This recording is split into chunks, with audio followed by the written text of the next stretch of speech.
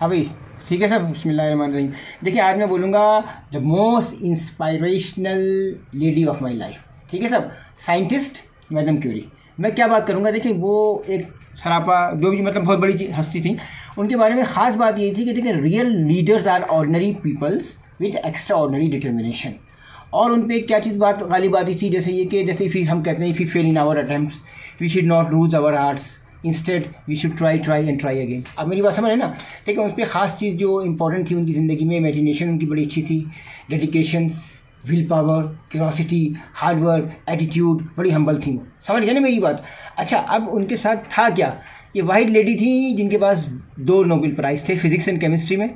और ये वाहिद फैमिली थी कि इनकी दोनों बेटियों के पास भी नोबेल प्राइज़ थे और इनके हस्बैंड के पास भी नोबेल प्राइज़ थे। ठीक है सब, ये ख़ास बात बता दी। फिर क्या हुआ, इनके फादर के साथ इंसिडेंट हो गया था। वो समाज के ख़िलाफ़ बोलते बहुत थे। इनिशियली इनके वालिद के पास नौकरी थी, फिर बाद में जो है इनके फादर की नौकरी वगैरह से मतलब उनको निकाल दिया, जिससे उनके घर के हालात बड़े ख़राब होते चले गए। समझ गए ना। और फिर क्या किया इन्होंने, बाद में इन्होंने स्कूल्स वगैरह में ट्यूशन्स पढ़ाई और पैसे इकट्ठे किए।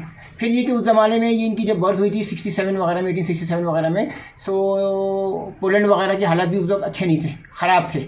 तो वहाँ पर समाज वगैरह में औरतों की एजुकेशन को बड़ा बुरा समझा जाता था। समझ गए ना। मगर मैडम क्यूरी ने इस बुरे हालात में भी, मैं आपको बता देता हूँ, अपना बैचलर्स किया, मास्टर्स किया। इनिशियली स्टेज पे ही क्या करती थी, घर में स्कूल में घर में अपने बच्चों को ट्यूशन पढ़ाया करती थी, छोटे बच्चों को। बाद में इन्होंने फिर बड़े बच्चों को पढ़ाना शुरू किया और फिर बाद में इन्होंने यूनिवर्सिटी में एडमिशन ले लिया, फ्लाइंग यूनिवर्सिटी, उसमें एडमिशन ले लिया। किसी भी तरीके से इन्होंने बैचलर मास्टर फिजिक्स में भी कर लिया। ठीक है ना। मगर इनके साथ प्रॉब्लम क्या थी, पैसों का इनके घर में हमेशा तंगी रही, जिसकी वजह से मगर इन्होंने कभी हिम्मत नहीं हारी। ख़ास बात ये थी कि इन्होंने कभी हिम्मत नहीं हारी। उसके बाद क्या हुआ, 1895 में ये लैब्स वगैरह में भी इनको ज़रूरत पड़ी। लैब में जब इन्होंने काम किया तो इनकी मुलाकात क्यूरी से, मिस्टर क्यूरी से हुई। फिर उन्होंने शादी कर ली, तो उनके यहाँ 2 बच्चे पैदा हुए। ठीक है ना। बहुत ख़ास बात ये थी कि 1906 में इनके साथ एक और इंसिडेंट हुआ था, इनके हस्बैंड का भी इंतकाल हो गया था। 1911 में इनको रेडियम की रिसर्च पे इनको आपको PhD और इनको बहुत बड़ा इनाम नोबेल प्राइज़ दिया गया था। और उससे पहले उनको 1903 में रेडियो एक्टिविटी की रिसर्च पे, समझ है ना, रेडियो एक्टिविटी की रिसर्च पे इनको मिला था फिजिक्स में नोबेल प्राइज़। और 1911 के अंदर इनको जो दूसरा नोबेल प्राइज़ मिला। अच्छा, इनकी खासियत क्या थी, इनकी खासियत ये थी कि इन्होंने प्रूफ करके दिखाया दुनिया को कि I can do and I will do. समझ गए ना मेरी बात। फिर ये यूनिवर्सिटी ऑफ पेरिस में प्रोफेसर भी रही। आप मेरी बात समझ रहे ना। केमिस्ट्री का भी इनको इनाम मिला। फिर मैंने क्या बोला, वालिद साहब की शुरू में इनकी जॉब चली गई, समाज से छुपकर इन्होंने पढ़ाई करी। ख़ास बात बता दूं, देखिए इनकी खास ये थी, बहुत उस ज़माने के हालात ऐसे थे कि समाज से छुपकर इनको पढ़ाई करनी पड़ी। ठीक है ना। इन्होंने कभी ज़िंदगी में हार नहीं मारी। समझ गए ना। प्रॉब्लम क्या थी, इतनी काम में बिजी रहती थी, इनको पता ही नहीं था इनके साथ प्रॉब्लम क्या हुई। इनके साथ प्रॉब्लम ये हुई एनीमिया, खून की कमी थी। ठीक है ना। इनकी ख़ास बात ये थी, इन्होंने एक ही जुमला बोला था ज़िंदगी में, बस इनका एक ही कोटेशन था, क्या, जीवन में कोई चीज़ ऐसी नहीं कि जिससे डरा जाए। जीवन में कोई चीज़ ऐसी नहीं कि जिससे डरा जाए। यकीन करें, most inspirational impress lady of my life and most hard working lady of the century we have ever seen. ठीक है सर। अभी देखिए, मैं आपको एक ख़ास बात बताना शुरू करता हूँ। उसके बाद इनकी ज़िंदगी की ये एक बहुत बड़ी विनर थी। क्या थी, विनर थी। और इन्होंने हमेशा सही डायरेक्शन में काम किया, मास्टर किया, बैचलर्स किया, डायरेक्शन इनका बहुत सही था। साइंटिस्ट थी, साइंटिस्ट की तरफ इनका डायरेक्शन था। नो हेजिटेशंस, इनको अपने काम में कभी हेजिटेशन नहीं था।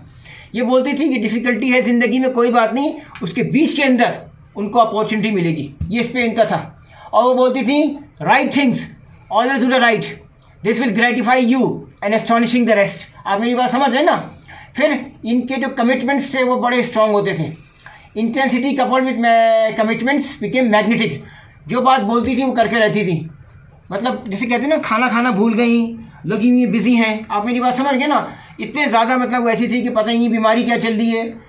और हस्बैंड के डेथ के बाद अपने बच्चों की उन्होंने तरबियत की, देखो बहुत बड़ी बात है। और उसके बाद भी उन्होंने खुद नोबेल प्राइज़ लिया और बच्चियों को भी इतनी मेहनत से उन्होंने दिखाया, तो पता ही नहीं होगा लोगों को कि इनकी बच्चियों को भी इनकी मेहनत की वजह से नोबेल प्राइज़ मिला। कमिटमेंट्स इनके बड़े स्ट्रॉन्ग थे, इमेजिनेशन, ऑब्जर्वेंस इनकी बहुत स्ट्रॉन्ग थी। आप मेरी बात समझ रहे हैं ना। ट्राई टू अगेन, कभी कोशिश से वो भागती नहीं थी। इनके बारे में ये कह सकता हूँ, thing of beauty is Joy for ever. इन्होंने अपनी काम की ब्यूटी थी। किस चीज़ की ब्यूटी थी, काम की ब्यूटी थी। इनकी ज़िंदगी की खास बात ये थी, क्या नाम है, क्यूरोसिटी का बहुत ज़्यादा ख्याल था। The cure for the boredom is curiosity, there is no cure for curiosity. बोला था ना मैंने आपको। फिर झूठ वूठ नहीं, अपने काम में जो लगी रहती थी। हाँ, ये छुप के उनको काम करना पड़ा था, इनके साथ ये बड़ा मसला था, छुप के काम किया था। फिर एक चीज़ को इन्होंने खास ख्याल रखा था। किस चीज़ का ख्याल रखा था इन्होंने? बैरियर का बहुत ख्याल रखा था। किस बात का? बैरियर का। इन्होंने कहा था the greatest barrier of the success, क्या कहा था? Is fair to failure. फिर life is like a staircase. इन्होंने क्या मतलब, ये शुरू में ये बच्चों को पढ़ाया, बड़ों को पढ़ाया, फिर उन्हें प्रोफेसर बनी इस, और अपने जब ज़माने में लैब में काम करती थी और वहाँ पे घर पे आके ट्यूशन भी पढ़ाती थी, मैथमेटिक्स की, फिजिक्स की, केमिस्ट्री की। इन्होंने रिसर्च भी करी, रिसर्च के बावजूद भी आके घर पे आके वो ट्यूशन पढ़ाई थी, पैसों की कमी थी। ठीक है सब। मैं फाइनली यही कहूँगा कि देखिए, when intensity coupled with commitments it becomes magnetic. बहुत अजीम खातून थी, और मतलब अगर हम लोग भी उनको फॉलो करो, यकीन करें हमको भी चाहिए कि उनके फूड स्टेप्स को फॉलो करें। और ये बहुत बड़ा सबक है, आज तक किसी को 2 नोबेल प्राइज़ नहीं मिले। ठीक है, बेशक आइंस्टाइन तेज था, मगर ये एक बहुत बड़ी मतलब फूड स्टेप्स है कि आपने हर सब्जेक्ट के अंदर अपना नोबेल प्राइज़ का इनाम हासिल किया। Sir, thank you very much sir.